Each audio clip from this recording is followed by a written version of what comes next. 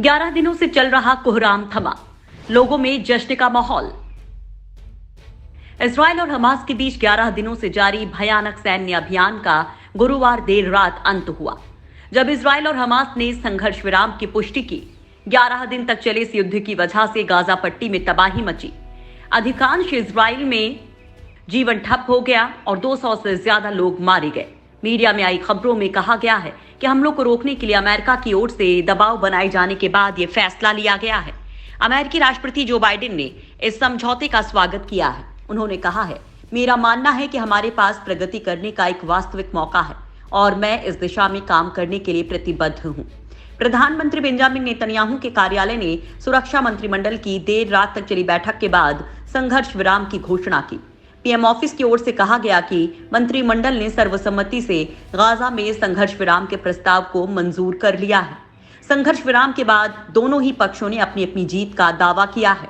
संघर्ष विराम के ऐलान के बाद इसका मस्जिदों में लाउड स्पीकर के जरिए ऐलान किया गया। दोनों ही पक्षों ने कहा कि अगर शांति के समझौते का उल्लंघन हुआ तो वे पलटवार करने के लिए तैयार हैं। आपसी और बराबरी का होगा संघर्ष विराम। सीज फायर के बाद गाजा के लोग फलस्तीनी झंडा लहराते हुए जश्न मनाते दिखे हैं। सीज फायर शुरू होने के कुछ ही मिनटों बाद गाजा की सड़कों पर जश्न की आवाजें सुनाई दी, जब कारों ने अपने हॉर्न बजाए और कुछ बंदूकें हवा में चलाई गईं। इजराइल के प्रधानमंत्री बेंजामिन नेतन्याहू के कार्यालय के एक बयान में कहा गया कि सुरक्षा कैबिनेट ने सभी सुरक्षा अधिकारियों की सिफारिश को सर्वसम्मति से स्वीकार कर लिया है, पूर्व शर्तों के बिना आपसी सीज फायर के लिए इजिप्ट की पहल को स्वीकार करने के लिए। बयान में आगे कहा गया है कि सैन्य प्रमुख और राष्ट्रीय सुरक्षा सलाहकार सहित वरिष्ठ रक्षा अधिकारियों ने ऑपरेशन में बड़ी उपलब्धियों का दावा करने के बाद प्रस्ताव को स्वीकार करने की सिफारिश की। रक्षा मंत्री बेनी गैंट्स ने ट्विटर पर लिखा कि इलाके की वास्तविकता ऑपरेशंस की निरंतरता को तय करेगी। राजनीतिक नेताओं ने इस बात पर जोर दिया कि जमीनी हकीकत ऑपरेशन का भविष्य तय करेगी। इजरायली पीएम के दफ्तर द्वारा जारी किए गए इस बयान को हमास के लिए धमकी की तरह माना जा रहा है। इसके अलावा हमास और इस्लामिक जिहाद ने भी बयानों में सीज फायर की पुष्टि की। राजनीतिक नेताओं ने इस बात पर जोर दिया कि जमीनी हकीकत ऑपरेशन का भविष्य तय करेगी। इजरायली पीएम के दफ्तर द्वारा जारी किए गए इस बयान को हमास के लिए धमकी की तरह माना जा रहा है। हमास ने कहा कि संघर्ष विराम आपसी और बराबरी का होगा।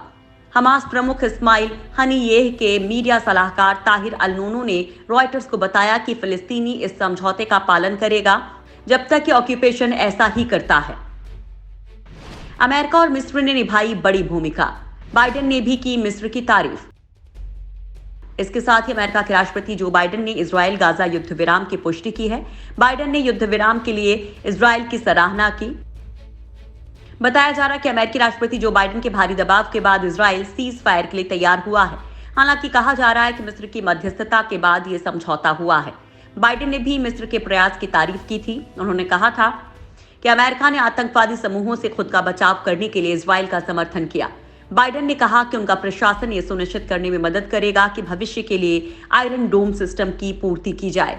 अमेरिका में इजरायली राजदूत गिलैड अर्दान ने कहा कि ये युद्ध इजराइल और फलस्तीन के बीच नहीं है, बल्कि इजराइल और आतंकी संगठन हमास के बीच है।